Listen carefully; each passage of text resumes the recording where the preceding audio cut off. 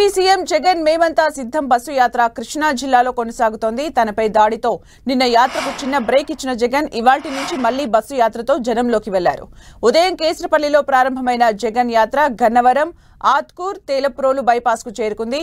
Veeravalli cross, Hanuman junction మీదుగా పుట్టగుంట, జొన్నపాడు శివారుకు జగన్ చేరుకోనున్నారు. అనంతరం అక్కడే సీఎం జగన్ భోజన విరామం తీసుకుంటారు.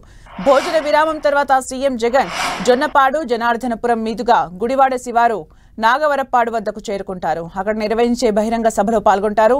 సభ ముగిసిన తర్వాత అక్కడి నుంచి గుడివాడ, బొమ్మలూరు, గుడ్లవల్లేరు నుంచి గుండుగొలనుకు చేరుకుంటారు. అక్కడి నుంచి భీమడోలు, చేబ్రోలు మీదుగా నారాయణపురానికి చేరుకుంటారు సీఎం జగన్.